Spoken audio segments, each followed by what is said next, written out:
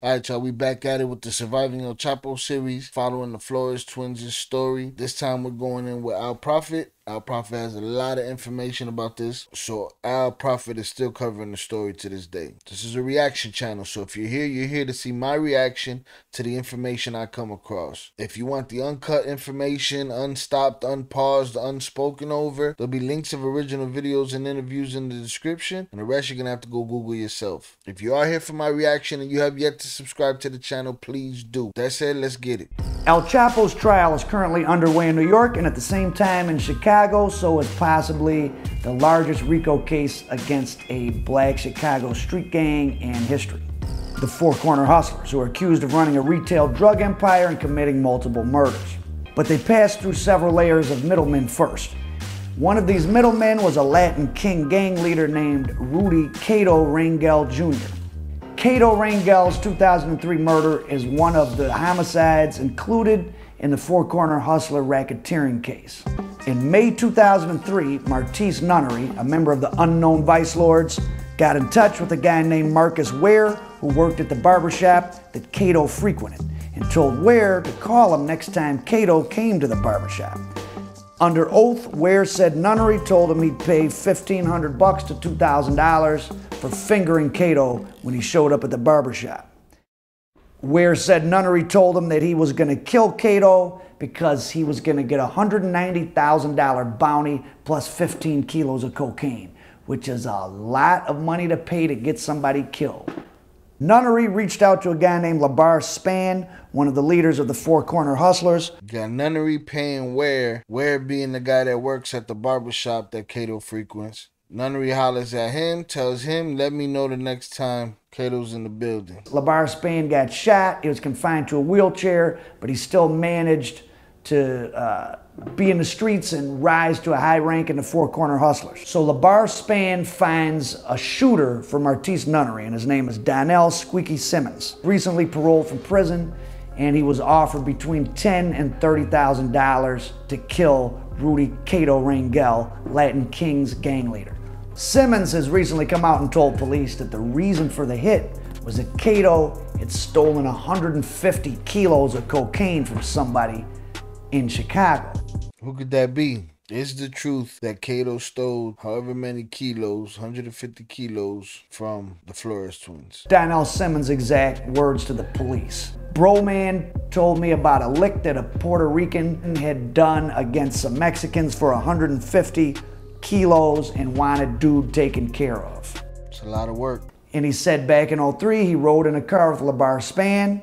They saw Martise Nunnery talking to a Puerto Rican on the sidewalk, and Span pointed and said, that's KATO. That's the target of the hit. June 4th, 2003. KATO is watching the NBA Finals, sitting in the barber chair at the barbershop. Marcus Ware makes the call. Nunnery and Span go pick up Donnell Simmons and park near the barbershop. The hitman, Simmons, testified that Labar Span handed him a pistol and said, don't miss. Come back, we'll be here waiting for you. So KATO's watching the NBA Finals on TV as the hitman approaches. Simmons passes two men outside, tells them to watch out. He goes inside, puts the gun to KATO's head, and starts firing. Rudy Rangel falls out of the barber chair. Simmons keeps firing.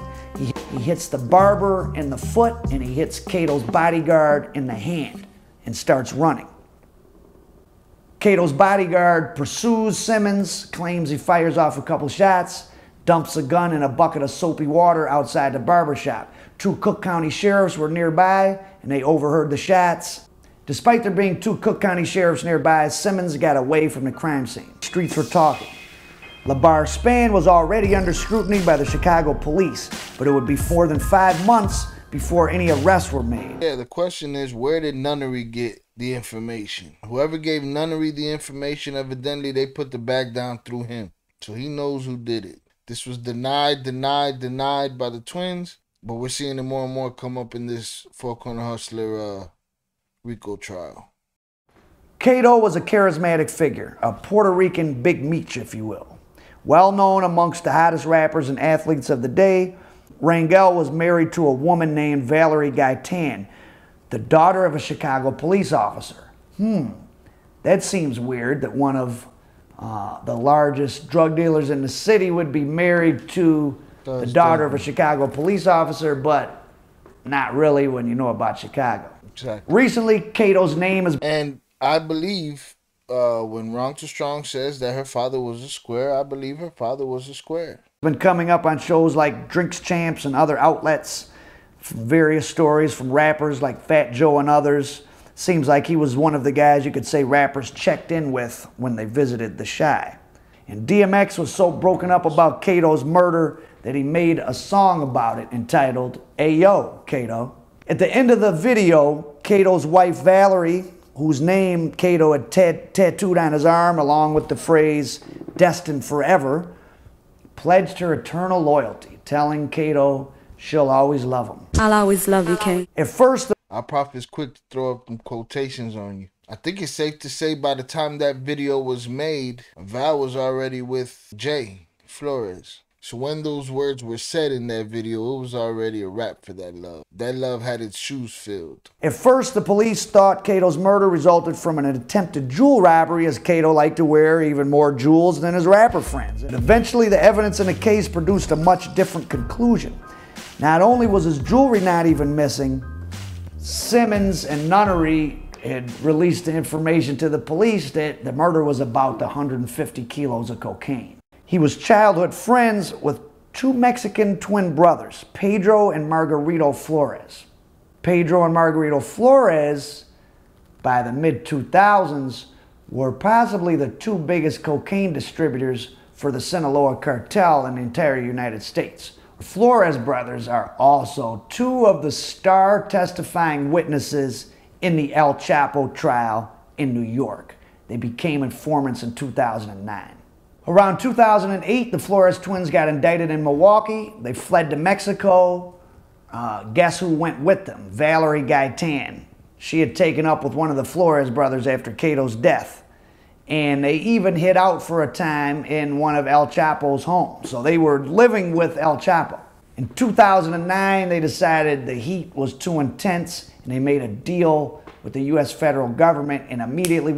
And that's exactly what it was. The heat was too intense. But what the gun to the head situation really was the fact that these two cartels were going at it and the twins were stuck in the middle, being forced to choose sides. Their lives were on the line. Like Al just said, the heat was on and there was no getting out of the life that they lived any other way than how they did it. So it was either jump ship or go down with the ship. They jumped ship. Went into witness protection. KATO's wife joined them there. So all those guys went to jail. And Nunnery made it clear that it was about KATO stealing 150 keys from somebody. But Labar Span, the supposed mastermind, he went to trial, beat the case. But now this new four-corner hustler indictment, it brings the KATO Rangel case back and reveals all the details. So allegedly, here's what happened. KATO robbed his old friends, the Flores brothers. Now, I don't know if robbed means he got it on consignment and just didn't pay him, or he literally robbed them, but he got 150 kilos of cocaine from the Flores twins, didn't want to pay. Flores twins reach out to Martise Nunnery, who reaches out to Labar Span. Events are set in motion. KATO ends up dead. DMX makes his video about missing KATO. KATO's wife appears, says how she'll always love him, immediately goes and takes up with, I think it was Margarito Flores. Who knows? Absolutely. Maybe she was the one that told the Flores brothers that KATO is the one that took their drugs. It seems suspect to me, and it shows what kind of women deal with those real high-level drug traffickers. And we know Val loved dealing with them high-level drug traffickers. So look how the original case that the Four Corner Hustlers had, all the other dudes ended up singing. If you ask me, Nunnery was the mastermind. It wasn't even Span. Nunnery gets the word from whoever put the bag down. He goes and tells Ware, the dude that worked at the barbershop, to give him the intel when KATO's there. He goes and he gets LeVar Span to recruit a shooter and to work out the plan. He does that. They all talk, the shooter, the barbershop guy, and the mastermind. LeVar Span says nothing, goes to trial, beats the case. But now here they are on the RICO, bringing all that stuff back up. So LeVar Span beat the KATO murder case back in 2008. But now, in what seems like double jeopardy, but I guess it's not because it's included in this RICO indictment, the shooter, Donnell Simmons, has been cooperating, I assume, to get 53-year prison term reduced. And their trial is going to be in September 2019. El Chapo's trial is going on right now. The Flores twins, they got a very light sentence. They may be free as we speak, and I wouldn't be surprised if they're going to testify in the Four Corner Hustlers trial also. More on the Flores brothers later. I'll always love you, Kay. Wow. Crazy story. Now, Fat Mike King died before he actually had to testify against the Flores brothers or anybody else, and Christopher Baines wouldn't talk, but the case against the Flores twins was proceeding, and the heat was on their organization in Chicago. So the heat is on the Flores twins in Chicago, and the heat is sort of on them in Mexico because they're the cash cows that the Beltran Leyva and the Sinaloa cartel are one of the cash cows that those two groups are killing thousands of people over.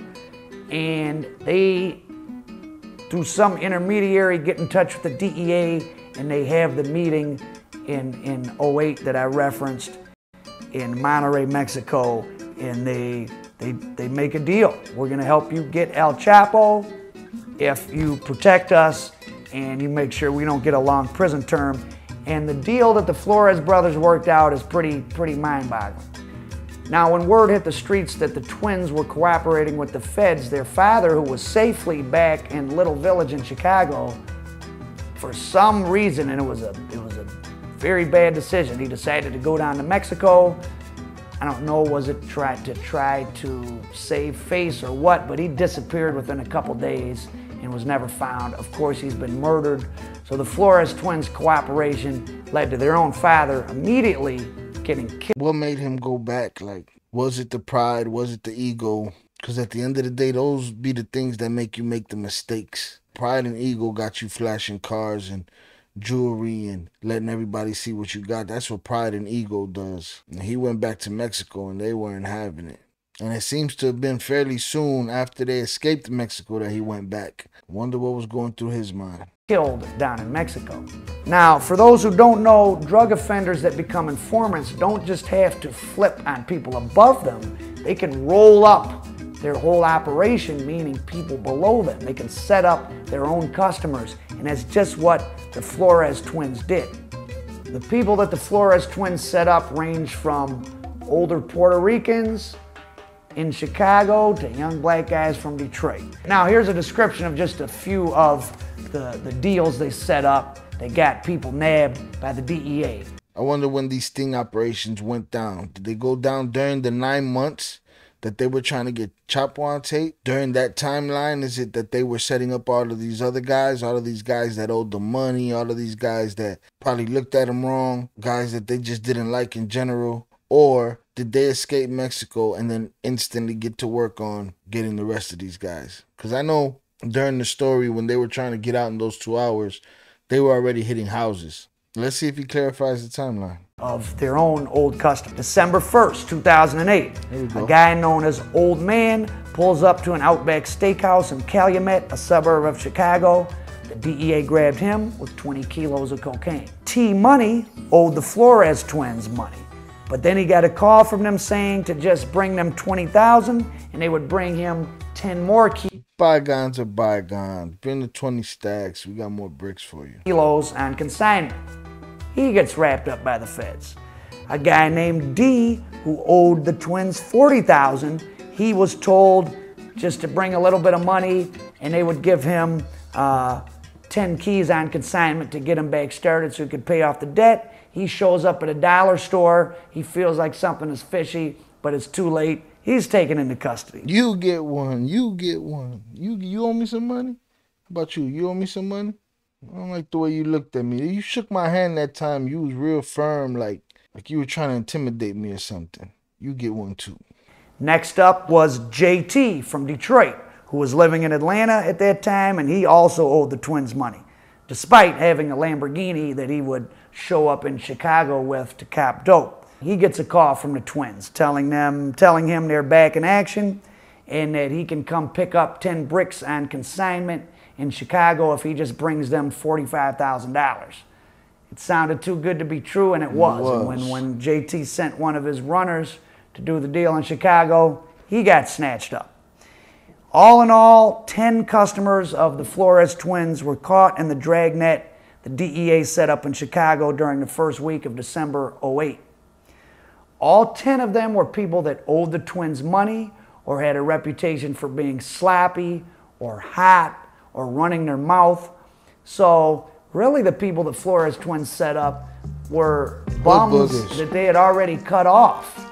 They didn't set up their real customers, but the DEA didn't care. They got their numbers. After the Flores brothers set up that big round of customers and their father popped up dead, everyone on the street, everyone in Mexico knew that they were working with the feds. They went into witness protection. In a 2011 trial of some case in the Sinaloa cartel, because one of their delivery drivers testified that he was making deliveries to people orchestrated by the Flores twins while they were in custody, and these were not to people that ever got... See, that's when you wildin', like you go through the entire process of bringing down the cartel. You bring down Chapo, you cooperate. You want to quote unquote live this new life, right? But you risk it all by doing things out the gate as soon as you're in custody. What happens if the United States government just pull the rug from under you and take your deal? Then what? You gonna cry foul of that? Like, I don't know. You just wanted to make more money? For what? For when you come home? All right, I get it. And then the people that are dealing with them, you already know that they're working with the feds, but you still working with them? Because y'all tight like that? It's weird. And Pedro Flores was able to even get his wife a brand new 2009 Bentley. See, that's the pride. That's the ego right there. That she can't drive a Honda Accord. While you in the joint, you were supposed to just give up this bread. Like, you just waving it in the United States government's face. I'm just surprised they didn't just snatch it all up. Take the deal back and decide, you know what? Y'all didn't want to be in jail. They just decide one day that they want to give you 40 years because you've been flaunting while you locked up. Like, I don't get that part. A $100,000 gift for her birthday while they were in custody. One lawyer for the defense complained that the government was withholding info that questioned the credibility of the Flores twins as witnesses. We know that there are witnesses that have been interviewed here in the Chicago area who talk about the reputation of them as murderers, thieves, and liars. No one trusts the Flores brothers. No one. I didn't hear Wrong to Strong or Damian Cash say that they were murderous or this, that, or the other. Or were they that cold that they could show you one face and live with another as another? And we know that the government gave enormous benefits to the Flores brothers' families, including the ability to keep their ill-gotten gains while they were working with the government, and that agents in Chicago knew all about the situation. But of course, when you're getting to arrest El Chapo in your jurisdiction, that's good for all those federal agents and federal prosecutors' careers. So who cares what the Flores twins were doing, and who cared if they kept some of their money, and who cared if they were still selling cocaine and heroin from federal custody. Vicente Zambada, the son of El Mayo and third in command of the Sinaloa cartel, was probably the Flores twins' first major casualty. He was brought into custody in '09. Now at first, Zambada maintained a defense that he himself had been working with the DEA and all the deals he was doing weren't criminal events, because basically he and the Sinaloa cartel were being allowed by the Mexican government and the DEA to control the Mexican, or take over the Mexican drug trade in order to reduce violence. I don't doubt it. Let's not pretend that things like that don't happen. Look at the show Snowfall. That's based off the real Rick Ross. The United States government was selling crack cocaine to fund a war that they needed to win somewhere else. It's totally possible that Mayo Jr. is working for the DEA and the Mexican government. Wouldn't put it past them. Wouldn't put it past the twins. Maybe that's how they got away with some of this extracurricular activity, you know what I'm saying, while they were supposed to be in custody. So he went along with that defense for a while, which frankly I believe could be true, but of course no U.S. federal court was going to accept that. So ultimately, he made a plea deal. He agreed to testify on the stand, which he will be doing against El Chapo. He's provided information about his own father, but his father's not in custody. And Vicente Zambada himself, just him, he turned in nearly $1.4 billion in assets as part of his plea deal, and he's expected to get about 10 to 15 years in prison once his testimony against El Chapo is complete. The Flores twins got sentenced to 14 years in prison.